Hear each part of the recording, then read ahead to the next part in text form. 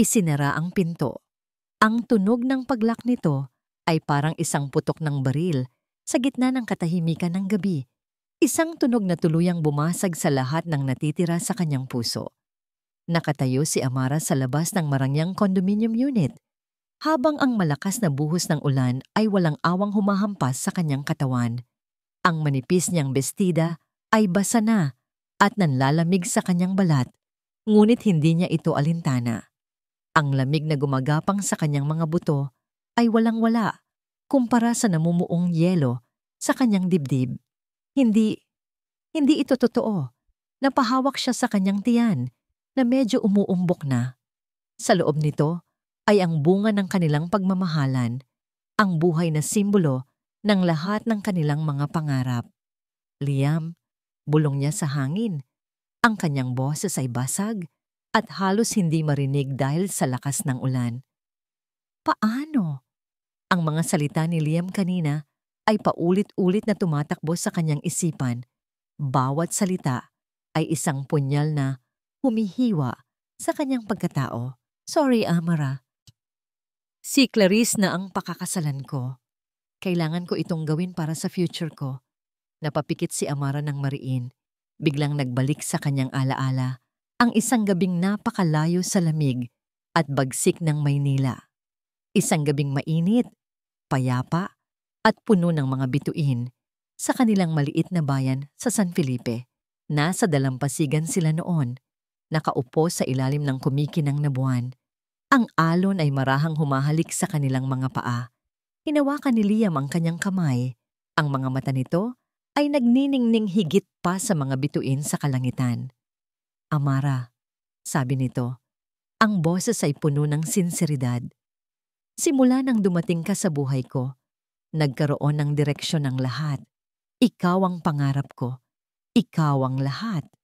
Naluha siya sa tuwa noon. Ang bawat salita ni Liam ay musika sa kanyang pandinig. Tapos, lumuhod ito. Sa isang kamay ay hawak nito ang kanyang kamay at sa isa pa ay isang maliit na kahon. Mahal na mahal kita, Amara. Will you marry me? Tumango siya, hindi na makapagsalita dahil sa hikbi ng kaligayahan. Isinuot ni Liam ang singsing sa kanyang daliri. Isang simpleng singsing na may maliit na bato. Pero para kay Amara, iyon na ang pinakamahalagang kayamanan sa buong mundo. Iyon ang simbolo ng kanilang pangako. Isang pangakong panghabang buhay. Pangako, Amara, bulong ni Liam habang yakap-yakap siya. Hinding-hindi kita iiwan. Bubuo tayo ng pamilya. Aalagaan kita. Mamahalin habang buhay. Ngayon, ang pangakong iyon ay abo na lamang na tinangay ng malakas na hangin.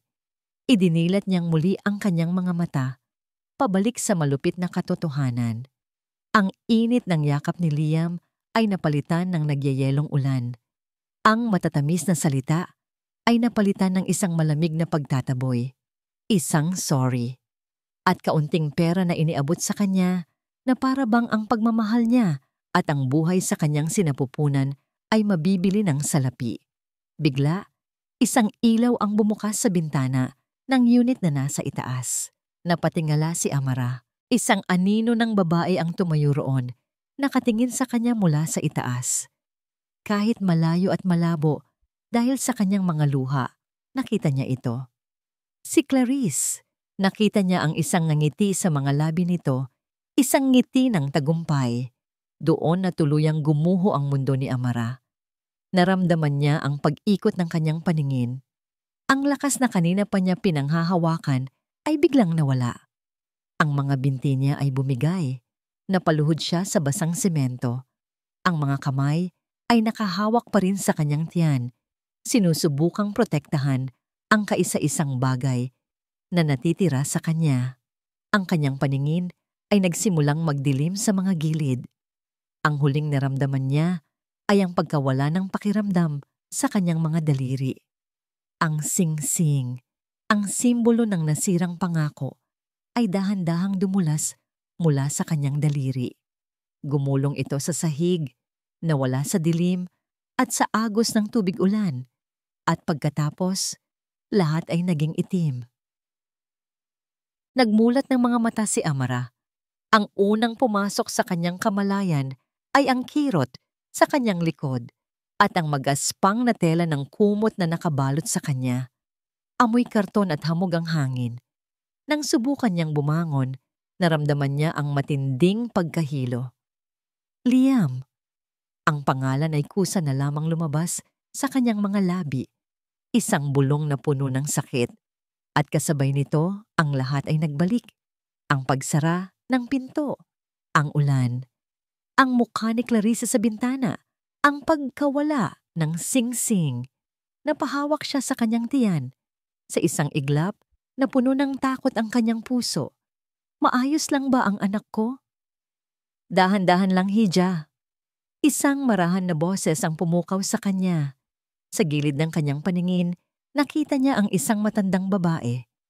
Kulubot na ang mukha nito at pilak na ang kulay ng kanyang buhok na nakatali sa isang simpleng pusod. Ngunit ang kanyang mga mata ay puno ng isang kakaibang kabaitan. Sinubukan ni Amarang umatras, ngunit wala na siyang mapupuntahan. Nakita niyang nasa loob sila ng isang maliit na silong na gawa sa pinagtagpi-tagping yero, karton at trapal sa isang gilid ng isang gusali. Sino po kayo? Nasaan ako? Nanginginig niyang tanong. Hindi sumagot ang matanda. Sa halip kinuha nito ang isang maliit na mangkok mula sa isang lumang kaldero na nakasalang sa ibabaw ng nagbabagang uling. Inabot nito sa kanya. Kumain ka muna. Mainit na lugaw. Nag-aalangan man ay kinuha ni Amara ang mangkok. Nang maramdaman niya ang init nito sa kanyang nanlalamig na mga kamay at nang malanghap niya ang simpleng amoy ng pagkain, doon na siya tuluyang napahagulgol. Ang lahat ng sakit, takot at gutom na tiniis niya ay bumuhos kasama ng kanyang mga luha. Hinayaan lamang siya ng matanda na umiyak. Marahan nitong hinahaplos ang kanyang likod. Nang medyo kumalma na siya, sinabi nito, "Ako si Elia. Nakita kitang walang malay sa kalsada kagabi. Hindi kita maaring iwan doon." "Salamat po," sabi ni Amara sa pagitan ng mga hikbi. Kinuha niya ang kutsara at nagsimulang kumain. Bawat subo ng mainit na lugaw ay parang gamot na, unti-unting nagbibigay buhay sa kanyang nanlamig na katawan. Sa mga sumunod na araw, ang maliit na silong ni Nanay Elia ang naging kanlungan ni Amara. Nalaman niyang nagtitinda ng sampagita sa kanto ang matanda para mabuhay. Araw-araw, ipinaghahanda siya nito ng pagkain mula sa kakarampot nitong kita. Pero hindi habang buhay ay maaari siyang umasa. Kailangan niyang kumilos para sa sarili niya, para sa anak niya. Isang umaga, maaga siyang gumising at nagpaalam kay Nanay Elia. "Maghahanap po ako ng trabaho, Nanay." Ngumiti ang matanda. "Mag-iingat ka, Hija." Puno ng pag-asa ang puso ni Amara habang naglalakad. Ngunit ang pag-asang iyon ay unti-unting nauupos sa bawat pagtangging natatanggap niya. Sa isang karinderya, tiningnan siya ng may-ari mula ulo hanggang paa at umiling. "Pasensya na, baka hindi mo kayanin. Buntis ka pa naman." Sa isang labahan, halos tanggapin na siya nang mapansin ng babae ang kanyang tiyan. "Delikado, Hija. Baka mapaano ka pa rito. Humanap ka na lang ng iba." Sa bawat pintong isinasara sa kanyang harapan, nararamdaman niya ang unti-unting pagbabalik ng kawalan ng pag-asa na naramdaman niya noong gabing iyon. Gabi na nang bumalik siya sa silong. Pagod, gutom, at talunan. Naabutan siya ni Nanay Elia na tahimik na umiiyak sa isang sulok. "Wala pong tumatanggap sa akin," sabi ni Amara. Ang boses ay puno ng pighati. "Paano ko bubuhayin ang anak ko?" Umupo si Nanay Elia sa tabi niya. Hindi ito nagsalita. Sa halip, kinuha nito ang isang bayong na puno ng mga usbong ng sampagwita. Ang sariwang halimuyak nito ay pumuno sa kanilang maliit na espasyo. "Hindi mo kailangan ng amo para maging marangal," mahinahon na sabi ni Nanay Elia. Kumuha ito ng sinulid at isang mahabang karayom. Ang kanyang mga kamay, kahit kulubot na, ay sanay na sanay sa ginagawa. Mabilis niyang tinuhog ang mga bulaklak, bumubuo ng isang magandang kwintas. Ito, sabi ng matanda. Iniabot sa kanya ang isang maliit na bungkos ng bulaklak at isang karayom. Turuan kita. Sa una ay nahihirapan si Amara. Nanginginig ang kanyang mga kamay at laging natutusok ng karayom. Ngunit nagpatuloy siya. Ang paulit-ulit na pagtuhog sa mga bulaklak ay nagbigay sa kanya ng isang bagay na mapagtutuunan ng pansin, isang paraan upang isantabi ang sakit kahit panandalian. Makalipas ang ilang araw, kasama na ni Amara si Nanay Elia sa kanto. Sa isang kamay ay hawak niya ang mga kwintas ng sampaguita na siya mismo ang gumawa. Nakayuko siya, nahihiyang mag-alok sa mga dumadaan. Isang sampaguita para sa swerte, sabi ng isang lalaking bumili mula sa kanya. Ang kauna-unahan niyang kita, isang maliit na tagumpay, isang maliit na sinag ng pag-asa. Napangiti si Amara sa unang pagkakataon sa loob ng mahabang panahon. Marahil, ito na ang simula. Marahil, kaya niya itong gawin. Ngunit ang nangiting iyon ay biglang naglaho. Isang sunod-sunod na busina ang umagaw sa atensyon ng lahat. Isang convoy ng magagarang sasakyan ang dumaan. Sa unahan ay isang puting kotse, pinalamutian ng mga puting rosas. Isang bridal car. Nanigas si Amara sa kanyang kinatatayuan. Sa loob ng sasakyan, sa bintanang nakabukas, nakita niya sila. Si Liam, nakangiti at napakakisig sa kanyang suot na barong Tagalog. At sa tabi niya, si Clarice, nakasuot ng puting belo, tumatawa na parang reyna. Ang kanilang masayang tawanan ay parang kulog na bumasag sa pandinig ni Amara. Ang hangin ay biglang nawala sa kanyang mga baga. Bago pa man siya makita ng mga ito, mabilis siyang nagkubli sa likod ng isang poste. Napayuko siya, niyakap ang kanyang bayong ng sampagitan na parang kalasag. Doon, habang papalayo ang sasakyan, nalulan ang kanyang mga pangarap at ang lalaking sumira sa kanya. Tahimik na pumatak muli ang mga luha ni Amara. Sa gitna ng maingay at abalang kanto ng Maynila, muli niyang naramdaman na siya ay nag-iisa. Lumipas ang mga buwan na ang naging takbo ng buhay ni Amara ay ang pagtuhog ng sampagita sa umaga at pagtitinda nito sa kanto hanggang gabi. Ang dating sakit na dulot ng pagkakanulo ni Liam ay hindi pa rin nawawala, ngunit natabunan na ito ng isang mas kagyat na pangangailangan, ang mabuhay para sa dinadala niya. Bawat galaw ng sanggol sa kanyang sinapupunan ay isang paalala na hindi siya nag-iisa. Bawat sipa ay isang bulong ng pag-asa na nagbibigay sa kanya ng lakas upang harapin ang bawat araw.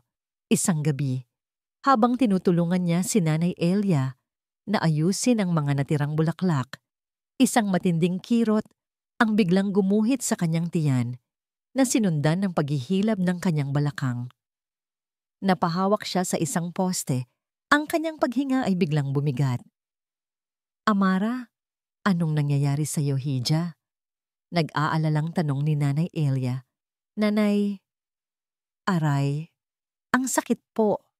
Hirap na sabi ni Amara. Nang makita ng matanda ang namumuong basa sa palda ni Amara, hindi na ito nag-aksaya ng panahon. Naku, manganganak ka na. Ang mga sumunod na sandali ay malabo at puno ng sakit. Sa tulong ni Nanay Elia at ng isang tricycle driver na naawa sa kanila, naitakbo nila si Amara sa isang maliit na lying-in clinic sa kanilang lugar. Hindi ito isang magarbong ospital, ngunit malinis at may mga nurse na handang tumulong. Bawat paghilab ay isang alon ng sakit na tila dumudurog sa kanyang mga buto. Napakagat siya sa kanyang labi hanggang sa malasahan ang sariling dugo, habang ang mga kamay ni Nanay Elia ay mahigpit na nakahawak sa kanya, bumubulong ng mga salita ng pagpapalakas. Kaya mo yan, Hija, para sa anak mo. Ire mo. Sa gitna ng sakit, ang mukha ni Liam ang nakita niya. Ang mukha ng lalaking nangako sa kanya ng habambuhay na pagmamahal, ngunit iniwan siyang mag-isa sa pinakamahalagang laban ng kanyang buhay. Ang sakit ng panganganak ay humalo sa sakit ng kanyang puso. Ngunit sa halip na panghinaan ng loob, nag-alab ang isang galit at determinasyon sa kanyang dibdib. Hindi niya hahayaang maging ganito ang buhay nila. Ipinikit niya ang kanyang mga mata at sa huling pag-ire, ibinuhos niya ang lahat ng kanyang lakas, lahat ng kanyang sakit, lahat ng kanyang pagmamahal. At pagkatapos, isang malakas na iyak ng sanggol ang pumuno sa maliit na silid. Biglang nawala ang lahat ng sakit. Napalitan ito ng isang kakaibang kapayapaan. Pagod na pagod, idinilat ni Amara ang kanyang mga mata. Inilapag ng nurse sa kanyang dibdib ang isang maliit na nilalang, balot sa puting kumot.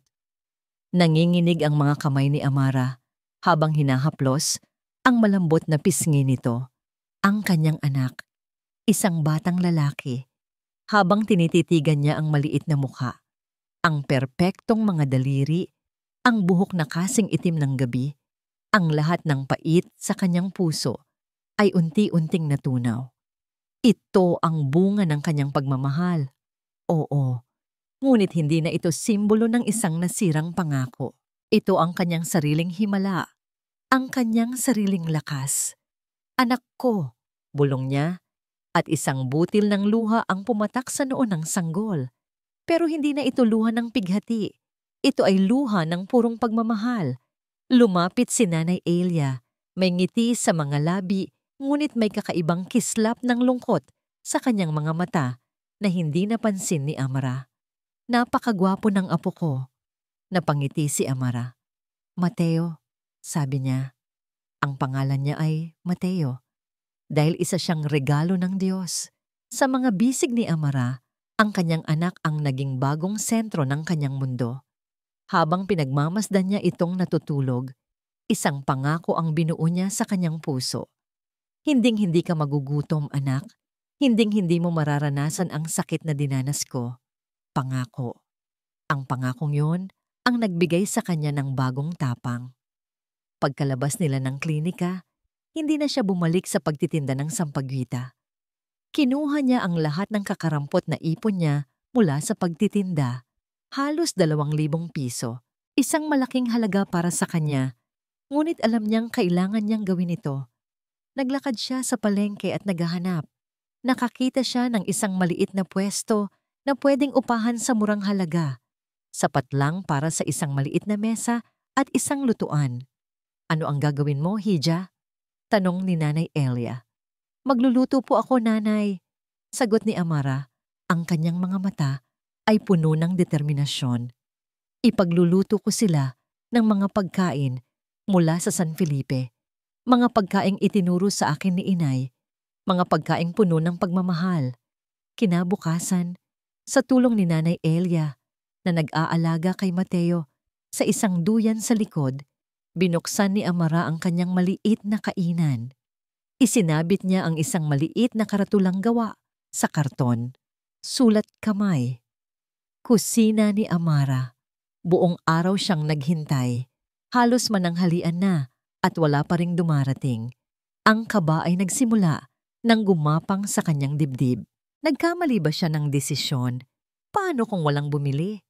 At bigla, isang anino ang tumigil sa harap ng kanyang pwesto.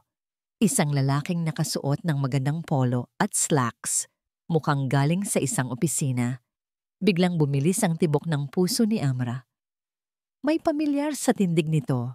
Napatingin siya ng maigi. Ang kanyang hininga ay halos huminto. Ngunit nang mag-angat ng tingin ng lalaki, hindi ito ang mukha na kanyang inaasahan. Excuse me, ma'am, sabi ng lalaki. Alam niyo po ba kung saan ang building ng V-Corp? Itinuro ni Amara ang direksyon. Ang kanyang boses ay medyo nanginginig pa. Nagpasalamat ang lalaki at umalis na. Napabuntong hininga si Amra. Isang halo ng kabiguan at ginhawa. Hindi pala. Ngunit bago pa man siya tuluyang panghinaan ng loob, bumalik ang lalaki. Mukhang masarap yang adobo mo, sabi nito. Pabili nga ng isa para i-take out. Ang mga salitang yon ang pinakamatamis na musikang narinig ni Amara sa buong buhay niya. 15 taon. Isang palakpakan na nakakabingi ang gumising kay Liam mula sa malalim na pag-iisip. Nakatayo siya sa isang entablado, naliligo sa liwanag ng mga ilaw at flash ng kamera. Sa kanyang kamay, hawak niya ang isang mabigat at makintab na tropeyo na gawa sa salamin. Architect of the Year. Sir Liam, isang ngiti naman dyan. Sigaw ng isang photographer. Pilit na ngumiti si Liam. Isang nangiting sanay na niyang gawin. Isang nangiting hindi umaabot sa kanyang mga mata. Naramdaman niya ang pagpulupot ng braso ni Clarice sa kanyang baywang. Hinalikan siya nito sa pisngi. Isang halik na kasing lamig ng tropeo sa kanyang kamay. Congratulations, darling! Bulong ni Clarice. Sapat lang para marinig ng mga taong malapit sa kanila. This is good for the company. For the company. Palaging para sa kumpanya. Habang nagpapatuloy ang selebrasyon, pakiramdam ni Liam ay isa lamang siyang manonood sa sarili niyang buhay. Ito na yon. Ang tuktok. Ang pangarap na binuo niya sa loob ng maraming taon. Mayaman siya, tanyag, at iginagalang. Nakatira siya sa isang bahay na parang palasyo, nagmamaneho ng mga sasakyang mamahalin, at asawa niya ang isa sa mga pinakamayamang babae sa bansa. Pero bakit pakiramdam niya ay hungkag ang lahat? Bakit sa tuwing gabi, kapag mag-isa na lang siya, ang bumabalik sa kanyang alaala ay hindi ang kinang ng mga tropeyo, kundi ang kinang ng mga bituin sa dalampasigan ng San Felipe? Pag-uwi nila sa kanilang mansyon, ang pekeng na ngiti at paglalambingan ay agad na naglaho. Inihagis ni Clarice ang kanyang purse sa isang mamahaling sofa. Ilang beses ko bang sinabi sa'yo na huwag mong tatanggapin ang proyektong iyon sa Cebu? Bungad nito. Ang boses ay matigas at walang emosyon. Tingnan mo ngayon, nalugi tayo ng milyon-milyon. You're becoming reckless, Liam. Hindi ito tanong. Isa itong akusasyon. Hinarap siya ni Liam. Ang pagod ay bakas sa kanyang mukha. It was a calculated risk. Lahat ng negosyo ay may risk, Clarice. Hindi. Isa yung pagkakamali. Tumaas ang boses ni Clarice. Isang pagkakamali na nagdulot ng mantsa sa pangalan ng kumpanya ng pamilya ko. Ang kumpanyang sumalba sa'yo. Ang mga salitang yon ay tumusok sa puso ni Liam. Sumalba. O binili ako. Ganti niya. Ang boses ay mapait. Huwag nating kalimutan na ang kasal na ito ay isang merger, isang kontrata. Isang matalim na tingin ang ipinukol sa kanya ni Clarice bago ito tumalikod at nagmarch siya paakyat sa hagdanan, patungo sa sarili nitong kwarto. Hindi na sila natutulog sa iisang silid. Matagal na. Ang kanilang pagsasama ay isa na lamang palabas para sa publiko. Naiwang mag-isa si Liam sa malawak at tahimik na sala. Pakiramdam niya ay nilalamon siya ng karangyaan sa paligid. Ang bahay na ito ay hindi isang tahanan. Isa itong gintong hawla. Hindi na siya umakyat. Sa halip dumiretso siya sa kanyang malaking opisina sa ibaba. Nagsalin siya ng isang baso ng mamahaling whiskey at umupo sa kanyang leather na upuan. Mula sa salaming pader, tanaw niya ang kumikinang na mga ilaw ng buong Maynila. Ang syudad na ito ang nagbigay sa kanya ng lahat. At ito rin ang kumuha ng lahat ng tunay na mahalaga sa kanya. Amara. Ilang taon na niyang sinusubukang ibaon ang pangalan at ang alaala nito, pero parang isang anino itong laging nakabuntot sa kanya. Sa bawat gusaling kanyang idinisenyo, sa bawat proyektong kanyang natapos, may isang bahagi sa kanya na nagtatanong, magiging proud kaya siya? Kumusta na kaya siya? Napatawad na kaya niya ako? Dahan-dahan, binuksan ni Liam ang isang maliit at nakatagong drawer sa kanyang mesa. Sa ilalim ng mga blueprint at dokumento, may isang bagay doon na tanging siya lang ang nakakaalam. Kinuha niya ito, isang luma at lukot na litrato. Ang nag-iisang litrato ni Amara na naitago niya. Nakuhanan ito sa San Felipe. Nakangiti si Amara. Ang buhok ay hinahangin at sa likod niya ay ang asul na dagat. Ang nangiti niya ay totoo. Walang halong pagkukunwari. Ang mga mata niya ay puno ng pag-ibig at tiwala. Para sa kanya, isang matinding pagsisisi ang gumapang sa dibdib ni Liam. Ang sakit ay mas matindi pa sa paso ng alak sa kanyang lalamunan. Ang ambisyon, ang takot sa kahirapan. Iyon ang mga bagay na nagtulak sa kanya.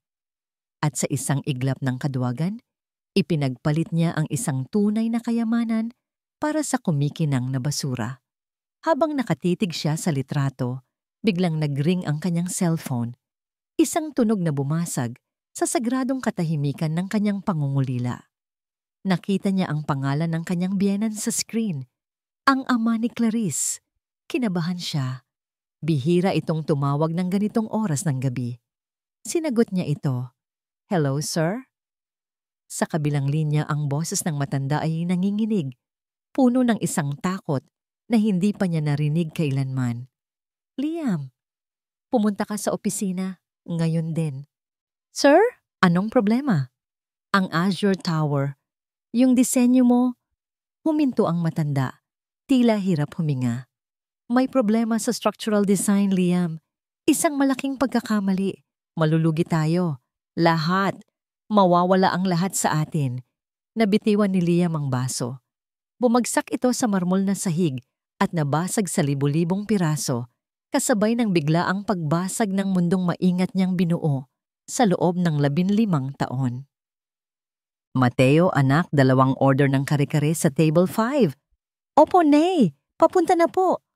Ang kusina ni Amara ay malayong-malayo na sa dati nitong itsura.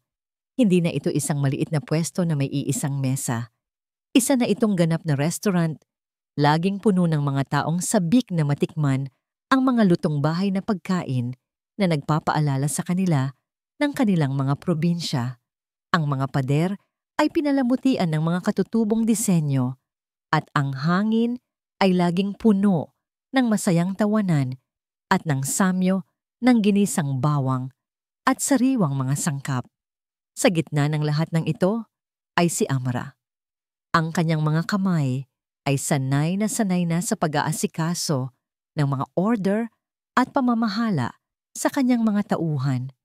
Wala na ang anino ng takot at kawalan ng pag-asa sa kanyang mga mata. Napalitan ito ng kumpiyansa at ng isang init na bumabalot sa lahat ng kanyang mga customer. Sa tabi niya, ang kanyang kanang kamay, ang kanyang inspirasyon, si Mateo.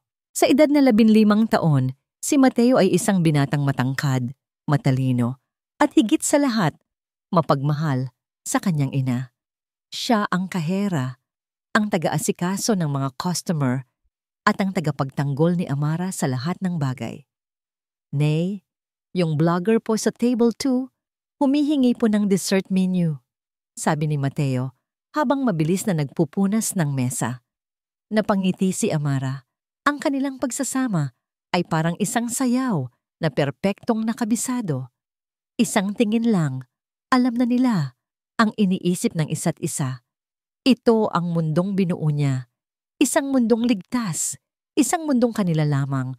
Nang medyo humupa na ang dami ng tao, isa sa mga waiter ni Amara, si Jen, ang lumapit sa kanya, hawak ang cellphone nito. "Ma'am Amara, tignan niyo po. Grabe, sikat na po kayo." Ipinakita ni Jen ang screen. Isang sikat na food blog ang nakabukas.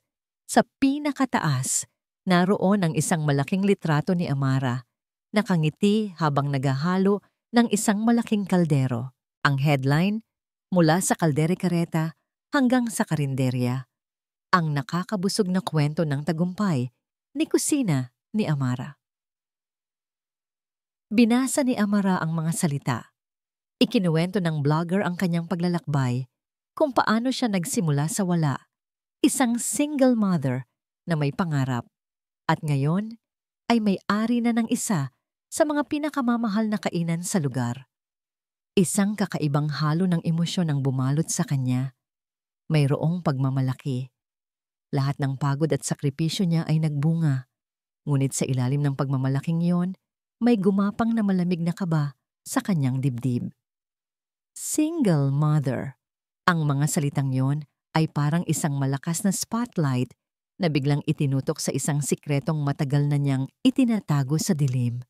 Ang kwento niya ay nasa labas na para mabasa ng lahat, para makita ng lahat. Wow, Nay! Ang galing! Napalingon si Amara. Si Mateo ay nakatayo sa kanyang likuran, binabasa rin ang artikulo mula sa kanyang balikat. Ang mga mata ng binata ay nagniningning sa paghanga. Niyakap ni Mateo ang kanyang ina. I'm so proud of you, Ninay. Niyakap siya ni Amara pabalik, mahigpit. Lahat ng ito ay para sa iyo, anak. Ngunit nang bumitaw si Mateo sa yakap, ang nangiti sa mukha nito ay bahagyang nawala. Napalitan ito ng isang seryosong ekspresyon na bihirang makita ni Amara sa kanyang anak. Nay, simula ni Mateo, ang boses ay mas mababa at mas seryoso.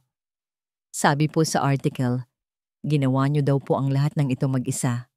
Tumango si Amara. Oo, anak. Tayong dalawa. Umiling si Mateo. Hindi po yun ang ibig kong sabihin. Sabi dito, pinalaki niyo akong mag-isa. Wala po siyang binanggit tungkol sa kanya. Biglang nanuyo ang lalamunan ni Amara. Siya. Alam niya kung sino ang tinutukoy ni Mateo. Sa loob ng 15 taon, hindi nagtanong ang bata. Kontento na ito sa kanilang dalawa. Ngunit ngayon, isa na siyang binata. Nag-iisip, nagtatanong. Mateo, marami pa tayong gagawin. Sino po siya, Nay? Putol ni Mateo sa kanya. Ang mga mata ay nakatitig ng diretso sa kanya. Sa unang pagkakataon, nakita ni Amara ang isang anino ng sakit sa mga mata ng kanyang anak. Sino po ang papa ko? Ang tanong na yon, ang tanong na matagal na niyang kinatatakutan, ay biglang sumabog sa gitna ng kanyang perpektong mundo. Hindi niya alam ang isasagot. Ang nakaraan na pilit niyang inilibing ay biglang naghuhukay pabalik. Samantala, sa kabilang dako ng syudad, sa loob ng isang malamig at marangyang silid, isang babae ang walang ganang nag-i-scroll sa kanyang tablet. Si Clarice. Bagong dating mula sa isang mamahaling spa, ay naiinis sa mga problemang bumabagabag sa kumpanya at sa kanyang walang kwentang asawa. Para malibang, binuksan niya ang isang trending na link na ipinadala ng isa sa kanyang mga kaibigan.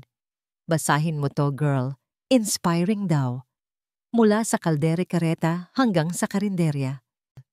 Tinaasan niya ito ng kilay, natatawa sa kababawan. Ngunit habang nag-i-scroll siya pababa, ang kanyang daliri ay biglang nanigas sa screen. Ang kanyang mga mata ay nanlaki. Nakatitig sa litrato, isang pamilyar na mukha. Isang mukhang matagal na niyang sinubukang kalimutan. Isang mukha mula sa isang maulang gabi, 15 taon na ang nakakaraan. Nanginginig ang kanyang kamay. Ang pangalan sa ilalim ng litrato ay parang isang sumpa. Amara. Bumagsak ang tablet mula sa kanyang kamay. Lumikha ng isang malakas na kalabog sa sahig na gawa sa marmol. Ngunit hindi niya ito narinig. Ang tanging naririnig niya ay ang malakas na kabog ng kanyang dibdib. Buhay siya at nasa Maynila lang. Ang anino ng nakaraan ay biglang nagbalik, mas madilim at mas mapanganib kaysa dati. Ang mundo ni Leah may lumiit at naging isang kulungan ng mga numero, linya at kalkulasyon. Ilang araw at gabi na siyang nakakulong sa kanyang opisina. Napapaligiran ng mga blueprint ng Azure Tower. Ang bawat pahina ay isang paalala ng kanyang papalapit na pagbagsak. Ang pagkakamali ay totoo. Isang maliit na detalye sa structural design na pinalampas niya. Isang maliit na bitak na ngayon ay nagbabantang gibain ang buong imperyong itinayo niya. Desperado na ako, sabi niya sa sarili, habang ginugulo ang kanyang buhok. Ang amoy ng malamig na kape at pagkabalisa ang bumabalot sa silid. Sa gitna ng kanyang pag-iisip, pumasok si Clarice sa opisina nang hindi kumakatok. Hindi man lang nito tinapunan ng tingin ang mga nagkalat na papel sa sahig.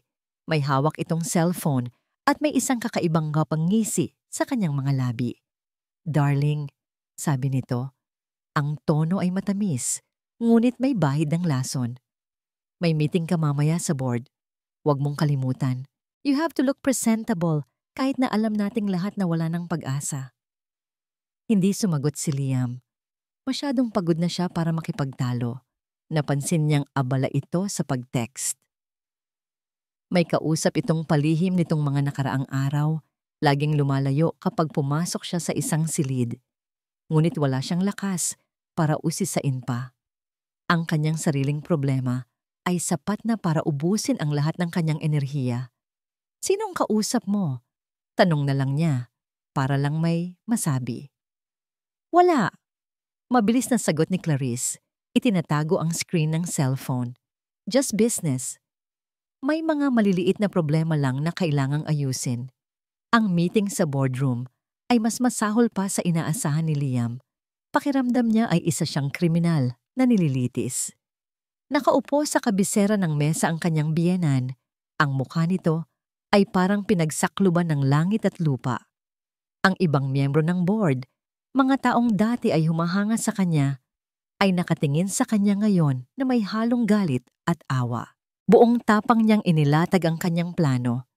Isang serye ng mga solusyon, mga paraan para maisalba ang proyekto at ang reputasyon ng kumpanya. Puno ng pag-asa ang kanyang boses habang nagsasalita. Nang matapos siya, isang nakabibinging katahimikan ang sumunod. Tapos ka na? Malamig na tanong ng isa sa mga board member. Tumango si Liam. Mr. Chairman, sabi ng miyembro, bumaling sa ama ni Clarice.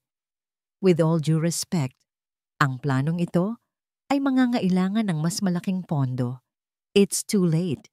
The damage has been done. Ang kailangan nating gawin ngayon ay i-cut ang ating losses. Tumingin ito ng diretso kay Liam. At siya ang pinakamalaking loss. Gumuho ang mundo ni Liam. Ang bawat salita ay isang malakas na suntok sa kanyang sikmura. Tinanggihan nila ang kanyang plano. Isinuko na nila. At siya ang sinisisi. Pagkatapos ng meeting, wala nang kumausap sa kanya. Lumabas sila ng silid na parang may sakit siyang nakakahawa. Naiwan siyang mag-isa sa malaking conference room. Ang kanyang mga proposal ay nakakalat sa mesa na parang mga basurang walang halaga. Hindi niya alam kung saan siya pupunta. Sumakay siya sa kanyang kotse at nagmaneho ng walang direksyon. Hinahayaan ang mga kalsada ng Maynila na dalhin siya kung saan man.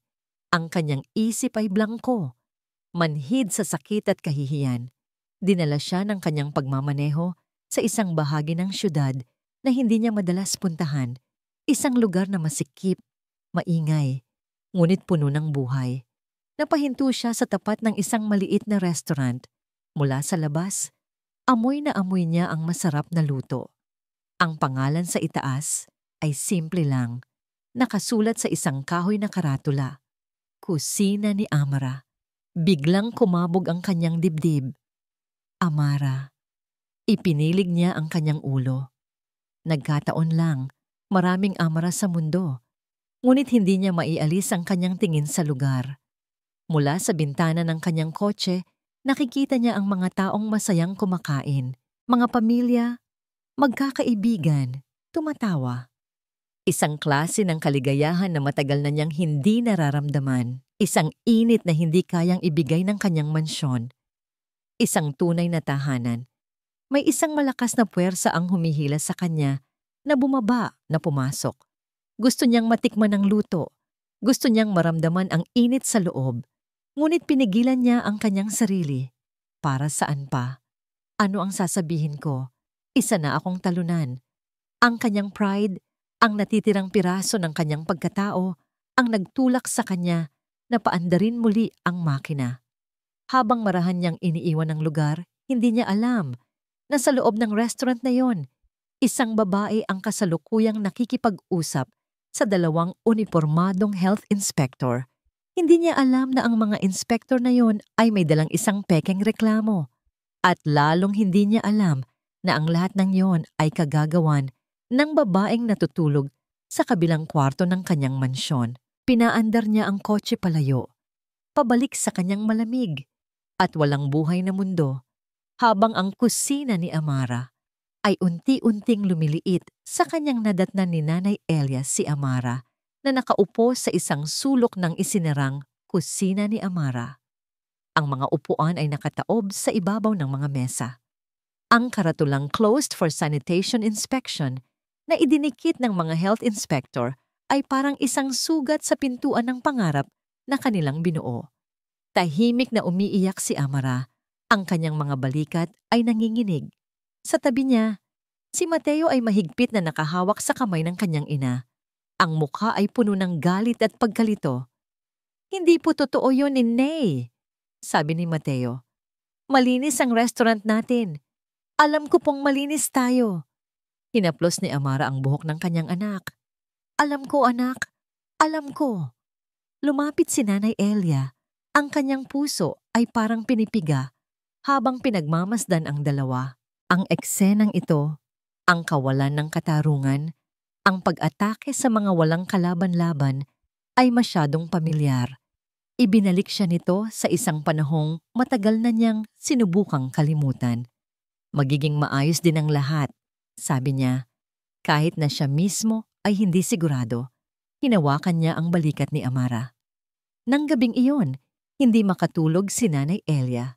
Habang mahimbing na natutulog si Amara at Mateo sa kanilang maliit na kwarto sa itaas ng restaurant, siya ay naiwang gising sa sala, kasama ang mga anino ng kanyang nakaraan. Tumayo siya at lumapit sa isang luma at maliit na baul sa sulok. Binuksan niya ito. Sa ilalim ng mga lumat kupas na damit, may isang maliit na telang nakabalot. Dahan-dahan niya itong kinuha. Ang kanyang mga kamay ay nanginginig. Ito ang kanyang kayamanan, ang kanyang sumpa. Binuklat niya ang tela. Sa loob nito ay ilang mga bagay lamang.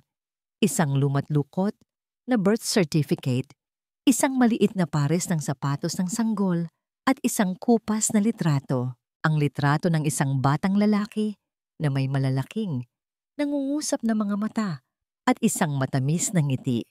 Ang kanyang anak, ang kanyang si Liam. Napapikit si Nanay Elia. Ang tunog ng ulan sa labas ay nagbalik sa kanya sa isa pang maulang gabi.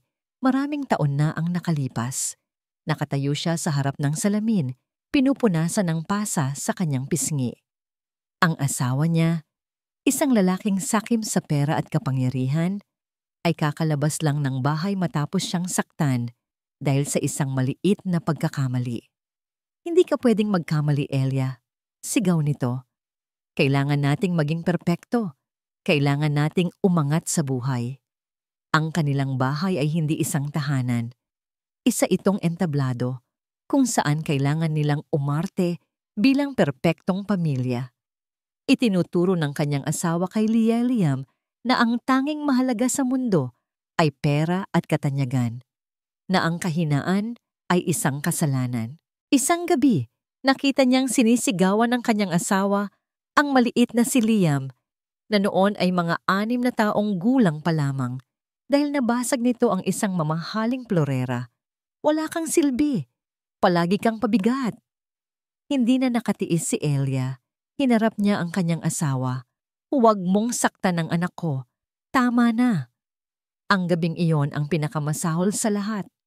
Ang galit ng kanyang asawa ay bumaling sa kanya. Pagkatapos ng lahat, nang mag-isa na siya sa kwarto, duguan at basag ang puso, doon siya nagdesisyon. Hindi niya hahayaang lumaki si Liam sa isang tahanang puno ng lason. Ngunit hindi rin niya kayang dalhin ang bata. Masyadong makapangyarihan ang kanyang asawa. Mahahanap sila nito kahit saan. Ang tanging paraan para maging ligtas si Liam ay ang manatili ito. At ang umalis ay siya. Hating gabi, habang mahimbing na natutulog ang lahat, pumasok siya sa kwarto ng kanyang anak. Hinalikan niya ang natutulog na si Liam sa noo. Ang kanyang mga luha ay pumapatak sa mukha ng bata. "Patawarin mo ako, anak ko," bulong niya. "Ginagawa ko ito para sa'yo. Magpakatatag ka." Umalis siya nang walang dala kundi ang mga damit sa kanyang katawan at ang kakarampot na pera sa kanyang bulsa. Itinakwil niya ang kanyang pangalan, ang kanyang nakaraan, at namuhay na parang isang anino. Idinilat ni Nanay Elia ang kanyang mga mata, pabalik sa kasalukuyan. Ang sakit ay nandoon pa rin, sariwa na parang kahapon lang nangyari. Mula noon, palihim niyang sinusubaybayan ang paglaki ni Liam mula sa malayo. Nakita niya itong naging matagumpay. Nakita niya itong ikinasal sa TV. Isang bahagi sa kanya ay masaya para sa anak. Ngunit isang bahagi ang nakakita sa mga mata nito, ang parehong hungkag na mga mata ng kanyang asawa. Alam niyang nawawala ang kanyang anak. At pagkatapos, dumating si Amra. Noong gabing nakita niya itong walang malay sa kalsada, may isang bagay sa mukha ng dalaga na nagpaalala sa kanya ng sarili niya noong kabataan niya. At nang malaman niyang dinadala nito ang anak ni Liam, alam niyang hindi iyon nagkataon lang. Ito na ang pagkakataon niya. Ang pagkakataong itama ang mga pagkakamali ng nakaraan sa pamamagitan ng pag-aalaga sa hinaharap. Si Amara ang naging anak na babae na hindi niya kailanman nagkaroon, at si Mateo ang apo na nagbigay muli ng kulay sa kanyang buhay. Ngunit ngayon, inaatake na naman sila. Ang parehong kasakiman at kalupitan na nagtulak sa kanya na umalis noon ay siya na namang sumisira sa bagong pamilyang kanyang natagpuan. Hindi na siya papayag. Tapos na ang pagiging anino niya. Maingat niyang ibinalik ang mga gamit sa baul. Pero sa pagkakataong ito, may kinuha siya. Isang lumang passbook ng bangko na nakatago sa ilalim ng lahat. Ang lahat ng perang naipon niya sa loob ng 30 taon ng pagtitinda ng sampagita. Hindi ito malaki, pero sapat na. Kinaumagahan, naabutan niya si Amara na nakatulala pa rin sa bintana. "Huwag kang mag-alala, Hija," sabi ni Nanay Elia. Ang kanyang boses ay may bagong determinasyon. Inilapag niya ang passbook sa mesa. "Hindi tayo susuko. Kung pera ang kailangan, mayroon ako." Nagulat si Amara. "Pero nanay, saan po galing to? Ito na po ang lahat ng..." Pinigilan siya ni Nanay Elia. Hinawakan niya ang mga kamay ni Amara. Ang kanyang mga mata ay nag-aalab. "May mga laban na hindi kayang ipanalo ng kabaitan lang," sabi niya. "Minsan, kailangan mo ring lumaban. At ngayon, lalaban tayo." Ang perang ibinigay ni Nanay Elia ay naging gasolina na muling nagpaalab sa diwa ng paglaban ni Amara. Hindi na siya iiyak lang sa isang sulok. Gaya ng sabi ng matanda, oras na para lumaban. "Salamat po, nanay," sabi ni Amara. Ang kanyang mga mata ay puno ng bagong determinasyon. "Hindi ko po sasayangin ito." Sa tulong ng pera, nakakuha si Amara ng isang murang abogado na tumulong sa kanya na iapela ang desisyon ng Health Department. Ngunit hindi lang iyon. Ang balita ng di umano'y hindi makatarungang pagsasara sa kusina ni Amara ay kumalat sa kanilang komunidad. Ang mga suki niya, ang mga kapitbahay, ang mga may-ari ng ibang tindahan, lahat sila ay nagpakita ng suporta. "May nag-iwan po nito sa labas, Ma'am Amara," sabi ni Jen isang umaga. Dala-dala ang isang malaking supot ng sariwang gulay. "Amara, heto, pandesal para sa almusal ninyo," sabi naman ng may-ari ng panaderya sa kanto. Unti-unti, ang kanilang maliit na restaurant ay napuno ng mga donasyon at, higit sa lahat, ng pagmamahal mula sa mga taong naging bahagi na ng kanilang buhay. Naramdaman ni Amara na hindi na siya nag-iisa sa laban na ito. Isang hapon, habang abala silang naglilinis at nag-aayos ng mga ebidensya para sa kanilang kaso, isang matandang lalaki ang lumapit, isa sa mga pinakamatagal na nilang suki. "Amara Hija," sabi nito. "Noong araw na dumating ang mga health inspector, may napansin akong kakaiba. May isang babaeng nakatayo sa kabilang kalsada, nakatingin dito, naka-shades at mamahali ng damit. Parang naniniguro o na magsasara kayo." Biglang tumibok ng malakas ang puso ni Amara. "Sino po siya?" "Hindi ko kilala," sabi ng matanda. Pero ang sasakyan niya Pamilyar. Isang itim na luxury car, palaging nakapark sa tapat ng V Corp building. Ang V Corp, ang pangalan ng kumpanya ay parang isang dagundong sa pandinig ni Amara. Ang kumpanya kung saan nagtatrabaho si Liam. Biglang nagkatinginan si Amara at si Nanay Elia. Isang malamig na katotohanan ang gumapang sa kanilang mga ugat. Hindi ito basta-basta. May kinalaman dito ang nakaraan. Nakatayo si Liam sa harap ng V Corp building, pero hindi na siya ang Architect of the Year. Isa na lang siyang ordinaryong tao, pinagkakaguluhan ng mga reporter at mga galit na investor. Ang salitang bankrupt ay nakapaskil sa malaking salaming pinto. Ang gusaling minsan ay simbolo ng kanyang tagumpay, ay ngayon, isa ng monumento ng kanyang pagbagsak. Sir Liam, totoo po bang fraudulent ang inyong mga disenyo? Anong masasabi niyo sa mga pamilyang nawalan ng pera dahil sa V Corp? Hindi niya sila sinagot. Naglakad siya palayo. Ang mga balikat ay nakayuko sa bigat ng kahihiyan. Ang kanyang cellphone ay hindi na tinitigilan ng tawag at text, ngunit wala na siyang pakialam. Lahat ay nawala na. Ang pera, ang mga proyekto, ang respeto. Dumiretso siya sa bangko, umaasang may natitira pa siyang maaring makuha. "Sorry, sir," sabi ng teller, hindi makatingin sa kanya. "Your joint account with Ma'am Clarissa Sandoval was emptied this morning. She withdrew everything." Lahat. Kinuha ni Clarice ang lahat. Parang isang suntok sa sikmura ang balita.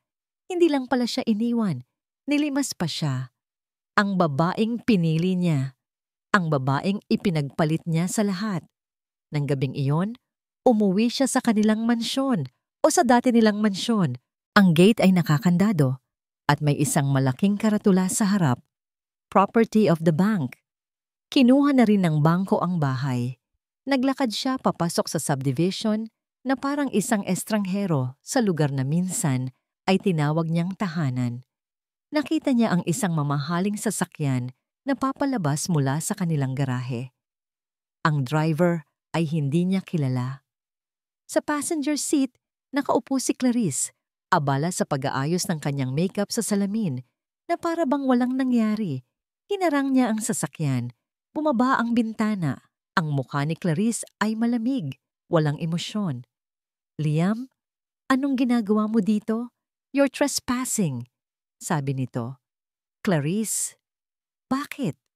Iyon lang ang lumabas sa kanyang bibig. Isang mapait na tawa ang kumawala kay Clarice. "Bakit? Dahil talunan ka na, Liam. Pinakasalan kita para sa tagumpay, hindi para sa pagbagsak. Tapos na ang kontrata natin. I'm moving on." Tumingin ito sa lalaking nagmamaneho. "Let's go, Anton." At umalis na sila. Iniwan si Liam na nakatayo sa gitna ng kalsada, nilalamon ng alikabok, at ng katotohanang nag-iisa na lang talaga siya. Walang pera, walang bahay, walang asawa, walang trabaho. Naglakad siya ng naglakad, walang patutunguhan. Ang kanyang mamahaling damit ay unti-unting nababasa ng ambon. Ang kanyang mga sapatos na gawa sa Italy ay naputikan. Hindi niya namalayan, ang kanyang mga paa ay dinala siya sa isang pamilyar na lugar. Ang lugar kung saan may isang restaurant na may pangalang hindi niya malimutan. Nakatayo sa kabilang kalsada, nakita niya ang kusina ni Amara. Nakasara ito. May karatula sa pinto. Kahit mula sa malayo, nabasa niya ang salitang closed. Isang malamig na kirot ang gumuhit sa kanyang puso. Pati ba naman siya? Pati ba naman ang lugar na nagbigay sa kanya ng kahit kaunting pag-asa kanina ay nawala na rin? Habang nakatayo roon, ang ambon ay naging isang malakas na ulan. Ang lamig ay gumapang sa kanyang mga buto. Parehong-pareho. Parehong-pareho ng gabing itinaboy niya si Amara. Ang langit ay umiiyak noon at umiiyak din ngayon. Tila kinukutya siya ng tadhana. Ipinapaalala sa kanya ang lahat ng kanyang mga kasalanan.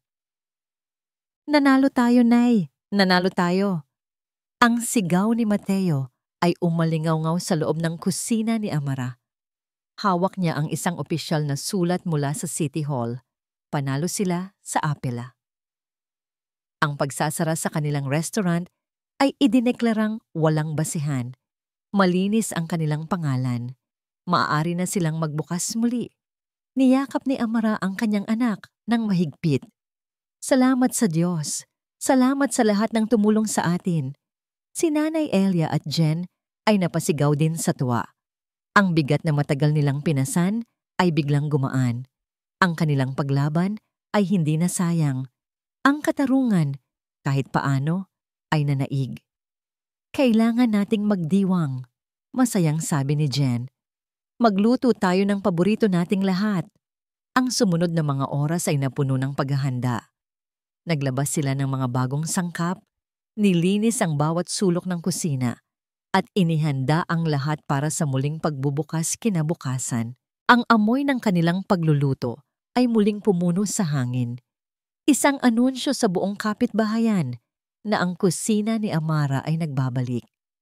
Ito na ang pinakamasayang araw sa buhay ko, sabi ni Amara habang pinagmamasdan niya ang kanyang pamilya. Si Mateo, si Nanay Elia, si Jen, na masayang nagtatawanan habang naghahapunan. Ito ang kanyang mundo. Ito ang kanyang tagumpay. Ngunit may isang anino pa ring bumabagabag sa kanya.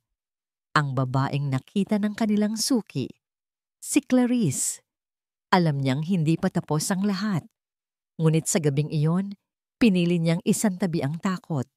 Sa gabing iyon, gusto lang niyang maging masaya. Gabi na nang matapos sila.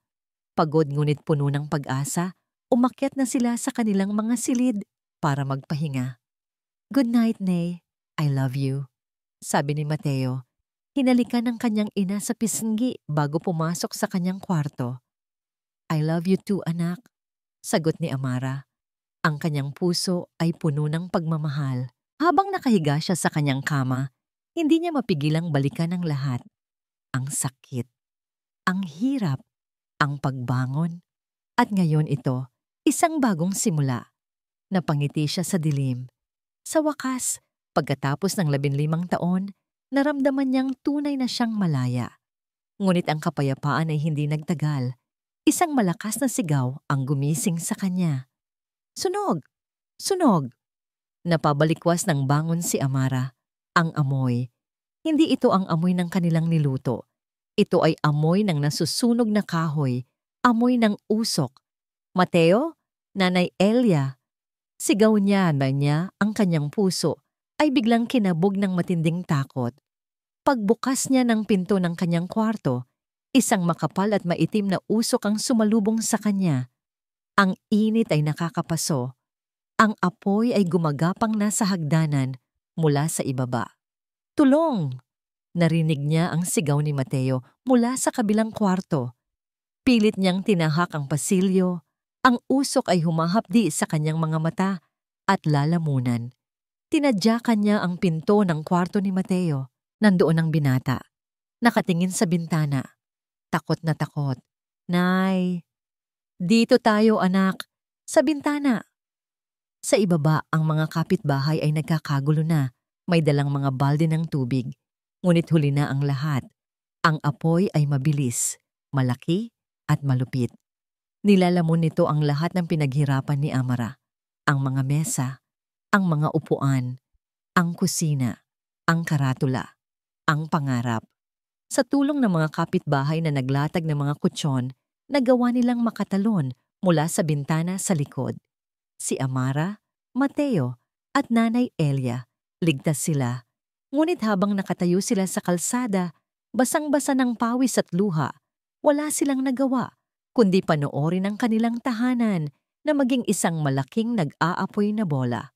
Ang tunog ng pagbagsak ng bubong ay parang tunog ng pagbasag muli ng kanyang puso. Nawala na ang lahat. Napaluhod si Amara sa putikan. Ang kanyang mga binti ay hindi na kayang suportahan ang bigat ng kanyang kaluluwa. Ang sigaw na kanina pa niya pinipigilan ay kumawala. Isang sigaw ng sakit, ng galit, ng kawalan ng pag-asa. Bakit? Hagulgol niya. Bakit ulit? Niyakap siya ni Mateo at Nanay Elia, sinusubukang magbigay ng lakas, ngunit sila man ay umiiyak din. Sa sandaling iyon, lahat sila ay talunan. Sa gitna ng kaguluhan, sa kabilang kalsada, isang pulutong ng mga usisero ang nagtipon. Sa likod ng mga ito, nakatayo ang isang lalaki. Ang kanyang damit ay marumi at punit-punit. Ang kanyang mukha ay natatakpan ng ilang araw na balbas. Ang kanyang mga mata ay nanlalaki sa takot at hindi makapaniwala. Si Liam. Nakatayo siyang parang isang estatwa. Pinapanood ang apoy na tumutupok sa restaurant na may pangalang hindi niya makalimutan. Nakita niya ang 3 taong magkakayakap sa gitna ng kalsada. Isang matandang babae, isang binata, at isang babaeng nakaluhod. Ang kanyang figura ay isang perpektong imahe ng kalungkutan. Hindi niya kailangang makita ang mukha nito. Kilala niya ang anyo na iyon. Kilala niya ang sakit na iyon. At sa isang iglap, ang apoy sa kanyang harapan ay nawala. Ang nakikita na lang niya ay ang isang babaeng nakaluhod sa gitna ng ulan. 15 taon na ang nakakaraan. Ang babaeng siya mismo ang sumira. Ang apoy na sumusunipok sa kusina ni Amara ay siya ring apoy na tumutupok sa huling piraso ng kaluluwa ni Liam. Ilang araw nang naging tahanan ni Liam ang mga anino. Sa araw, naglalakad siyang parang multo sa mga eskinita. Iniiwasan ang mga matang mapanghusga. Sa gabi, natutulog siya sa ilalim ng mga tulay, yakap-yakap ang sarili laban sa lamig at sa kahihiyan. Ngunit araw-araw, parang may isang hindi nakikitang lubid na humihilas sa kanya pabalik sa iisang lugar. Sa kumpol ng abo at sunog na kahoy na dating kusina ni Amara.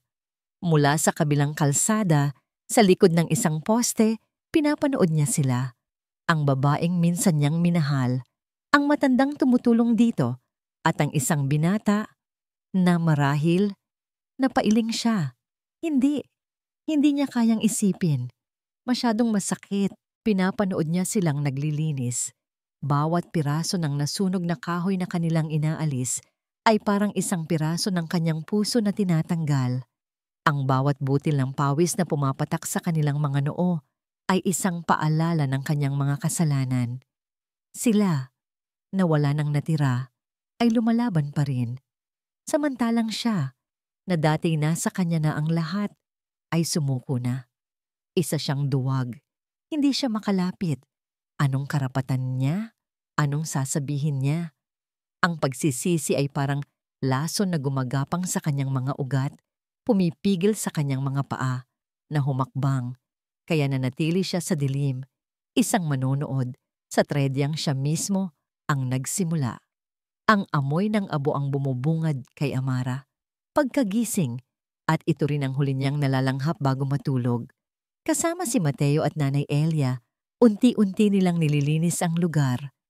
Isang gawaing halos imposible, ngunit kailangan nilang gawin. Bawat piraso ng uling na kanilang dinadampot ay isang hakbang palayo sa masamang panaginip. "Nay, magpahinga na po muna kayo," sabi ni Mateo, pinupunasan ang pawis sa noo. "Kami na po ni Nanay Elia ang tatapos dito." Ngumiti si Amara. "Kaya ko pa, anak. Sabay-sabay tayong nagsimula. Sabay-sabay din tayong tatapos." Habang nag-aayos sila ng mga natirang gamit, napansin ni Mateo ang isang lalaking nakaupo sa gilid ng kalsada sa ilalim ng isang puno. Isang pulubi. Marumi ang damit, magulo ang buhok, at nakayuko na parang pasa ng buong mundo. Tinapik ni Mateo ang kanyang ina. "Nay, sandali lang po." Kinuha ni Mateo ang isa sa mga pandesal na baon nila at isang bote ng tubig. Lumapit siya sa lalaki. Hindi napansin ni Amara noong una. Abala siya sa pagbubukod ng mga pwede pang pakinabangan. Naramdaman niya ang isang kurot ng pagmamalaki. Sa kabila ng lahat ng nangyari, hindi nawala sa kanyang anak ang kabutihan ng puso. "Sir," narinig niyang sabi ni Mateo, "heto po. Kaunting pagkain at tubig." Nakayuko pa rin ang lalaki. Inabot lang nito ang pagkain nang hindi tumitingin. Salamat! Bulong ng lalaki, ang boses ay magaspang at halos hindi marinig. Ngunit ang boses na yon, biglang huminto ang mundo ni Amara. Nawala ang ingay ng mga sasakyan, nawala ang sigawan ng mga tao. Ang tanging natira ay ang malakas na dagundong ng kanyang puso sa kanyang dibdib. Dahan-dahan siyang lumingon. Ang pulubi ay dahan-dahang nag-angat ng kanyang mukha para tumingin kay Mateo. At doon, sa ilalim ng maruming buhok at ilang araw na balbas, nakita ni Amara ang mga matang hindi niya kailanman malilimutan. Ang pamilyar na hugis ng kanyang mga mata, ang paraan ng paggalaw ng kanyang mga labi. Ang oras ay tila huminto sa pagitan ng isang tibok ng puso at ng kasunod nito. Ang lalaki ay napatingin sa kanya. Ang kanilang mga mata ay nagtagpo. Sa isang iglap, ang 15 taon ay naglaho. Nakita niya sa mga mata nito ang gulat, ang takot, ang matinding kahihiyan. Nanigas si Liam sa kanyang kinaupuan. Ang pandesal ay nahulog mula sa kanyang nanginginig na kamay. Si Amara. Ang lamig ay gumapang mula sa mga paa ni Amara, paakyat sa kanyang buong katawan. Ang pagmamalaking naramdaman niya para kay Mateo kanina ay napalitan ng isang nag-aapoy na galit. Ang lalaking ito, ang lalaking sumira sa kanya, ang dahilan ng lahat ng kanyang paghihirap. Narito, sa harapan niya, kinakaawaan ng sarili niyang anak. Humakbang si Amara palapit. Ang bawat hakbang ay mabigat. Ang kanyang mukha ay naging isang maskara ng yelo, walang mababakas na anumang emosyon maliban sa lamig. Tumayo siya sa pagitan ni Mateo at ng lalaki. Anong kailangan mo dito? Tanong niya. Ang kanyang boses ay kasing talim ng isang patalim. Hindi makasagot si Liam. Para siyang isang batang nahuli sa kanyang kasalanan. Ibubuka na sana niya ang kanyang bibig, ngunit walang salitang lumalabas. Ngunit bago pa man may sumunod na mangyari, isang anino ang dumaan sa kanilang likuran. Si Nanay Elia. Nakatayo ito. Nakatingin ng diretsyo kay Liam. Ang kanyang mukha ay nagbago. Mula sa pagkalito, hanggang sa hindi makapaniwala, hanggang sa isang emosyong matagal na niyang itinatago. Ang kanyang mga labi ay nanginginig. Ang kanyang mga mata ay unti-unting napuno ng luha. Humakbang siya palapit. Ang kanyang tingin ay hindi inaalis kay Liam. Anak ko? Ang tanong ay isang bulong, isang hikbi na puno ng 30 taong pangungulila at sakit. Natigilan si Liam, natigilan si Amara, at si Mateo, na walang naiintindihan, ay napatingin mula sa pulubi, sa kanyang ina, at sa matandang babaeng tinuring na niyang lola. Ang kanyang mundo ay biglang gumuho sa isang tanong na hindi niya kailanman inaasahan. Anak ko? Ang dalawang salitang iyon ay parang isang bato na ibinato sa isang tahimik na lawa. Ang mga alon nito ay gumimbal sa buong pagkatao ni Mateo. Napatingin siya kay Nanay Elia. Ang kanyang Nanay Elia na laging nakangiti, na amoy sampagwita at mainit na lugaw. Ngayon, ang mukha nito ay basang-basa sa luha, nakatingin sa maruming pulubi na para bang ito ang pinakamahalagang tao sa buong mundo. Pagkatapos ay napatingin siya sa pulubi. Ang lalaking binigyan niya ng pagkain dahil sa awa. Nakita niya ang pagguho ng mukha nito. Nakita niya ang pagbukas ng mga labi nito at narinig ang isang salitang halos hindi na niya naintindihan dahil sa panginginig. Inay, hindi maaari. Ang isip ni Mateo ay naghahanap ng paliwanag kahit anong lohikal na dahilan. Baka nagkakamali lang si Nanay Elia, baka kamukha lang, baka. Ngunit nagsimulang magkwento si Nanay Elia. Ang boses nito ay basag, pautal-utal sa pagitan ng mga hikbi. Hindi na unawaan ni Mateo ang lahat.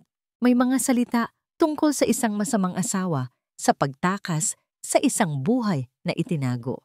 Ngunit dalawang pangungusap ang malinaw na tumagos sa kanyang puso at winasak ang lahat ng kanyang nalalaman. Siya si Liam. Siya ang nag-iisa kong anak. At pagkatapos, tumingin ito sa kanya. Ang mga mata ay puno ng sakit at pagmamakaawa. At ikaw, Mateo, ikaw ang apo ko. Parang isang malakas na kulog na walang tunog ang yumanig sa mundo ni Mateo. Bigla, ang lahat ng piraso ng palaisipan ay nagkabit-kabit sa isang paraang hindi niya gusto. Ang lalaking ito, si Liam, ang pangalang palaging isang ipinagbabawal na salita sa kanilang tahanan. Siya ang dahilan kung bakit sila naghirap. Siya ang dahilan ng bawat luhang nakita niyang pumatak sa mata ng kanyang ina. Kung si Liam ang anak ni Nanay Elia, at kung si Liam ang napatingin siya sa kanyang ina, nakatayo si Amara na parang isang estatwang gawa sa yelo.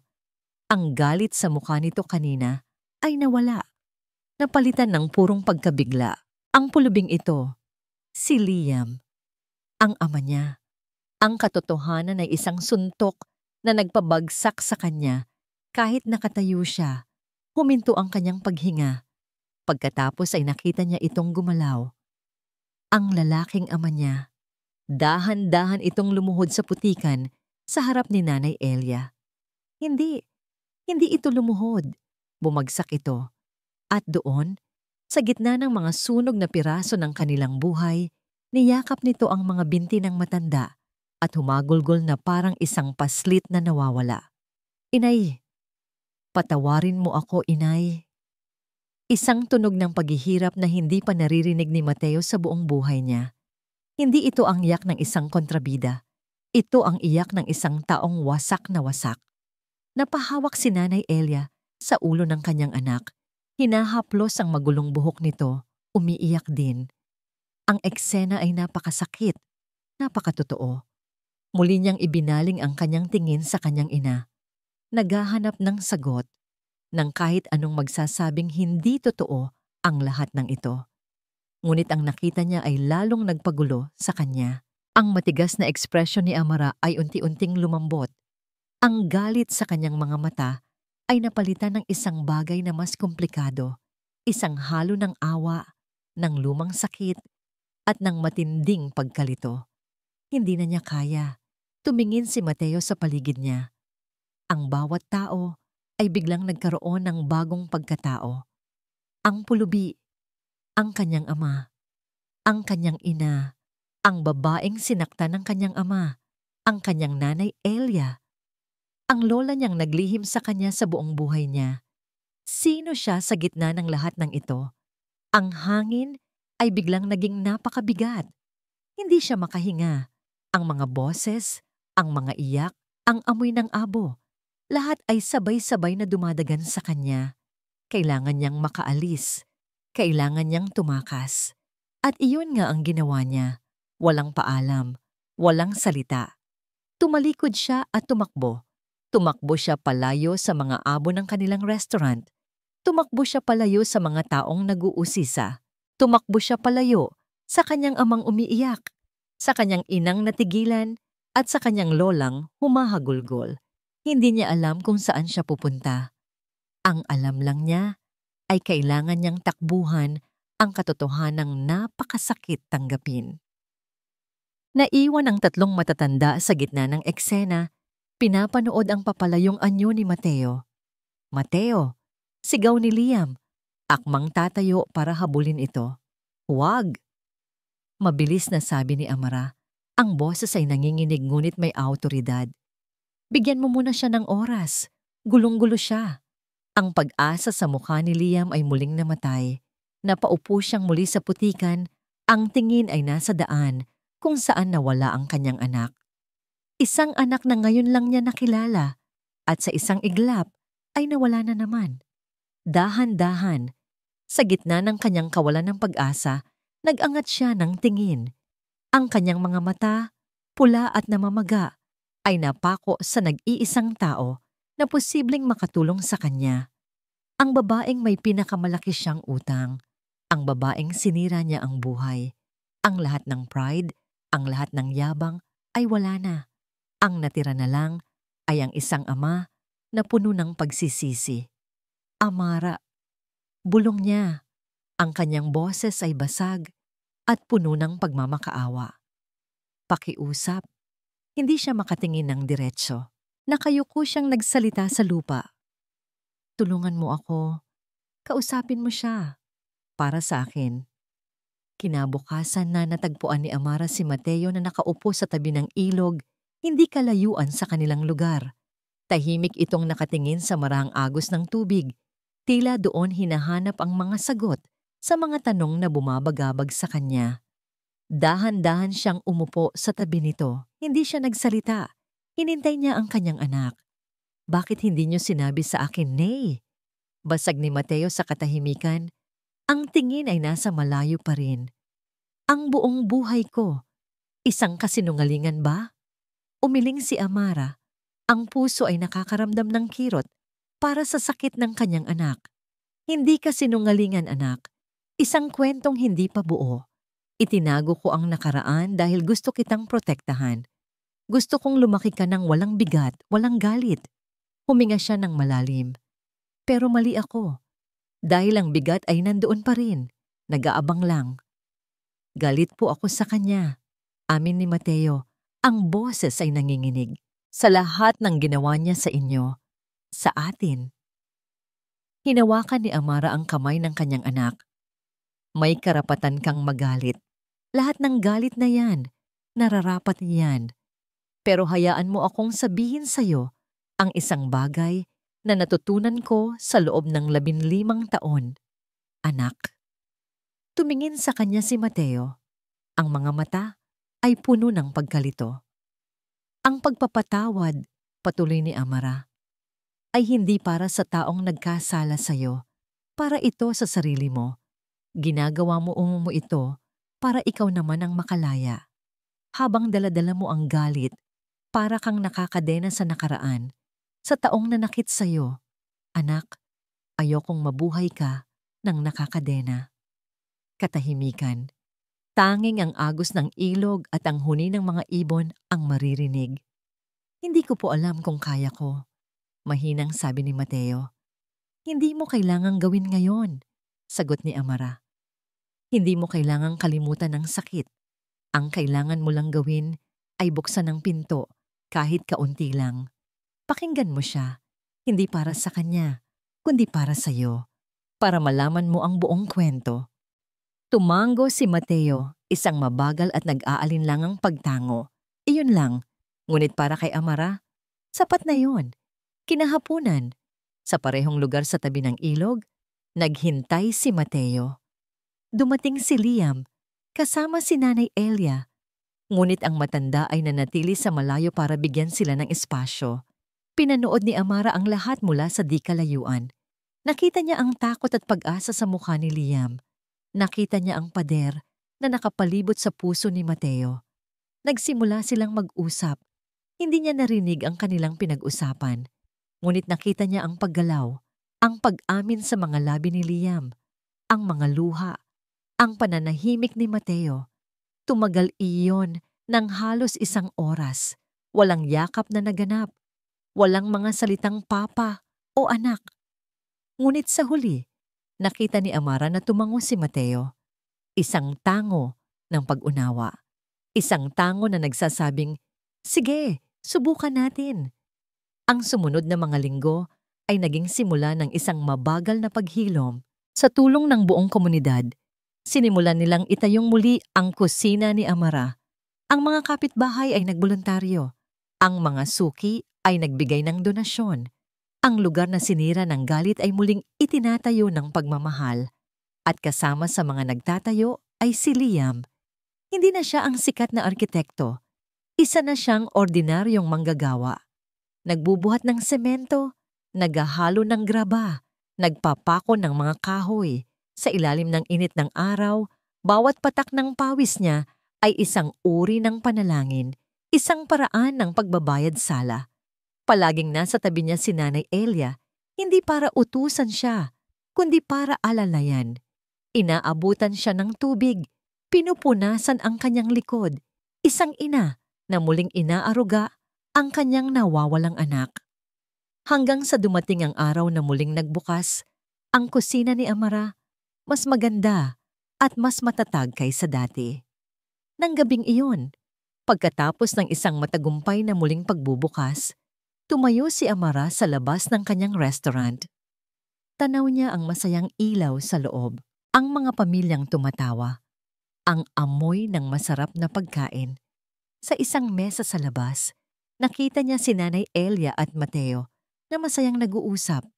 Ilang hakbang ang layo mula sa kanila, nakaupo si Liam, tahimik na umiinom ng kape, nakangiti habang pinapanood ang dalawa. Hindi pa siya lubusang bahagi ng bilog, ngunit malapit na. Nandoon na siya. Napatingin si Amara sa kalangitan. Naalala niya ang dalagang taga San Felipe na nangarap ng isang fairy tale sa Maynila. Hindi niya nakuha ang fairy tale na yon. Ang natanggap niya ay isang bagay na mas magulo, mas masakit, ngunit higit sa lahat, mas totoo. Ang yaman ay hindi pala mga mansyon o magagarang sasakyan. Hindi pala ito mga tropeyo o katanyagan. Ang tunay na yaman ay ang lakas na natagpuan niya sa kanyang sarili. Ang pagmamahal ng isang anak na handang matutong magpatawad. Ang pag-aaruga ng isang pamilyang hindi man perpekto ay buo naman. At ang kapayapaang dulot ng pagtanggap sa isang bagong simula. Isang-isang ngiti ang sumilay sa mga labi ni Amara. Isang ngiting payapa, isang ngiting kontento. At sa unang pagkakataon, sa loob ng napakahabang panahon, naramdaman niyang nakauwi na talaga siya. At dito nagtatapos ang makulay na kwento ni Amara at ang bagong simula para kina Liam at Mateo. Mula sa kaibuturan ng aking puso, maraming salamat, aking mga mahal na kakwentuhan, sa inyong walang sawang pagsama at pakikinig. Isang karangalan ng ibahagi sa inyo ang paglalakbay na ito. Habang isinusulat ko ang kwento ni Amara, hindi ko maiwasang hindi madala sa kanyang mga pinagdaanan.